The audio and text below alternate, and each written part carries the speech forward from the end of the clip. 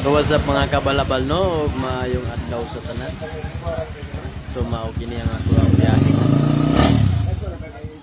O kini among trabaho mga kabalabal no, sa atong mga kabalabal no. So magamping-amping kita sa kanunay ug sa matag adlaw nato pagpangita og kwarta.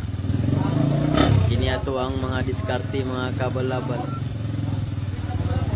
Kung kinsa manggaling to mga drivers dira sa pagunsa nga mga driver diha, drive ba diha, mga truck madam truck ba diha no. So siguro bisan to dili mi kay balo mo drive sa mga longbid diha nga mga daghag ligid. So kining amuha longbid gyapon ni siya pero luha ray ligid. So asa siguro pinakalisod ani drive no. Kaya siguro kining mga longbid nga mga dagkong truck nga daghang ligid siguro na lisod kayo.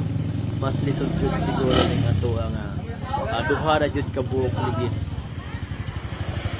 Siyempre ang balansingan pinaka-importante gid na mga kabalabal.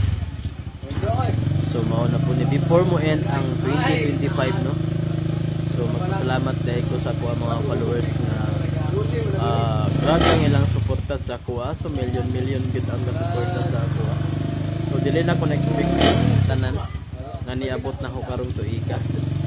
Sa mga blessings nga niabot sa kuha pero dili na kumabot ang tanan mga kabalabal dili tungod sa inyong pagsalig ug sulit nga pagsuporta sa ako sumunay pinakamadawat before the end ako doon magpasalamat sa tanan nga followers nga gasuporta sa ako sa tanan nga mga tao nga kaayo